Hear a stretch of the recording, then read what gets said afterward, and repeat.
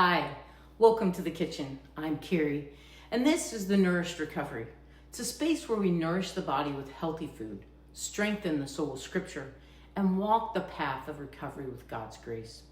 Over the last few weeks, we've been following a trail in preparation to walk through what it looks like to inventory our hurts, hang-ups, and habits. We began looking beneath resentment and asked, what am I holding on to? Then we looked at fear and asked, what am I afraid of?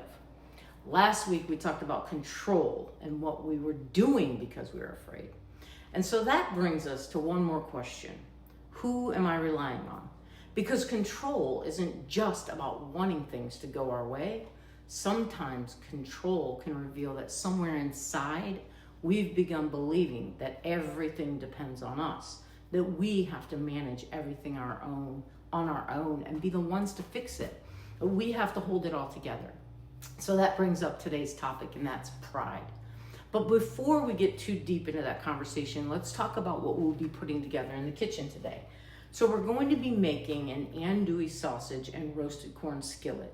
We'll be using andouille sausage, some fresh corn on the cob that we'll roast and cut off, red pepper, onion, zucchini, some fresh cilantro and basil, and garlic, of course, and then some salt and pepper. So this skillet has a lot of bold ingredients. The sausage brings spice, the corn brings sweetness, the pepper and onion bring color and flavor, and the fresh herbs brighten everything up at the end. Each ingredient brings something different. None of them has to be everything, and honestly, neither do we. When we hear the word pride, we may immediately picture someone who is arrogant, boastful, and convinced that they're better than everyone else. And pride can certainly look like that. But pride can also sound like, I should be able to handle this on my own. I don't want anyone to know I'm struggling, right? I don't need any help. Or even, if I don't take care of it, no one will. So our scripture today is James 4:6, and it says, but he gives us more grace. That is why scripture says, God opposes the proud, but shows favor to the humble. That can sound harsh at first. God opposes the proud, but God isn't rejecting people who struggle with pride. He's opposing the posture that keeps them from receiving what he wants to give us. Pride says, I don't need grace. I can do this by myself. Humility says, I cannot do this without him. I trust God even when I don't control the outcome. Humility isn't thinking poorly of ourselves or less of ourselves. It isn't making ourselves smaller so that other people can feel bigger, right? It's not about denying our gifts or responsibilities that God has given us. Humility is seeing ourselves honestly. We have strengths and limitations. We have responsibilities and needs. We are deeply loved by God, and we are completely dependent upon him. All right, let's start this meal, and then we'll come back and talk a little bit more about pride.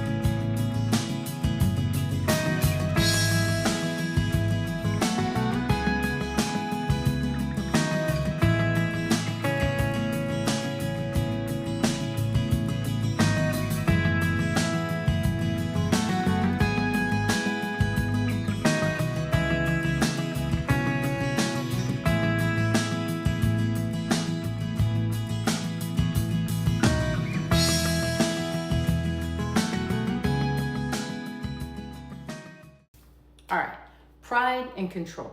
They're closely connected. Last week, we talked about the difference between being an owner and being a steward. An owner believes this is mine and everything depends on me. They carry the weight. And a steward recognizes that this has been entrusted to me, but it still belongs to God, right? Pride convinces us that we are the owner. Humility reminds us that we are the steward.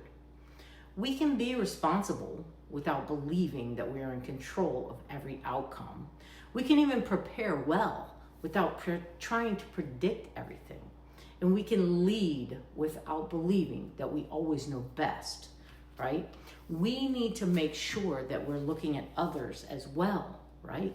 We can admit that we need help without believing that it makes us weak.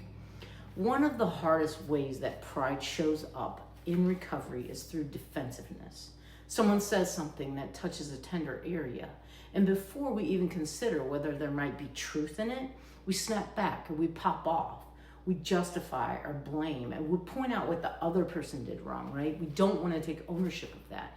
We become more concerned with protecting our image than examining our heart. And that can immediately turn into a posture of, how can I prove that I'm right? Instead of asking, hey God, is there something here that you want me to see?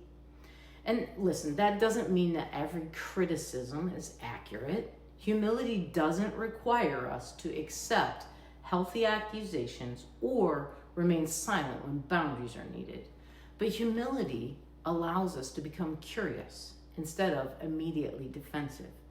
It gives us room to pray, God, show me what belongs to me. Pride can also keep us isolated. It can prevent us from calling our sponsor or reaching out to a trusted accountability partner or someone in our community. It can convince us to present the cleaned up version of ourselves and our struggle instead of us reaching out and telling someone what's really going on. Recovery teaches us to reach out because we can't always get ourselves together alone. God's grace is often delivered through other people, right? It's through those people that will listen without judging. It's through your sponsor asking you difficult questions to search yourself. Maybe it's through a trusted friend who reminds us of what is true, right? We need to consider that accepting help is not failure. It's one of the most humble and courageous things that we do. And God gives us other people in our path to help us along this walk. Because remember, I say this all the time, we were never meant to carry everything alone. God has given us His Spirit, His Word, and His people. So let's talk about our action step for this week real quick. Where is your pride keeping you from receiving God's grace and accepting help from others? Sit with that question honestly. Then bring whatever God reveals into the light with Him, with your sponsor, with someone safe in your recovery community.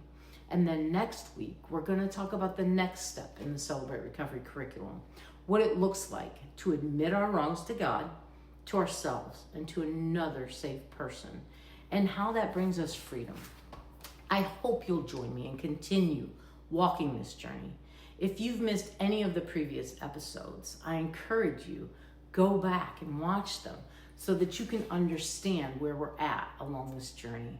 This is an amazing recovery path, and if you have any questions or comments, please post them below. All right, so our skillet meal's over here and prepared. Let's get this thing plated and see how it turned out.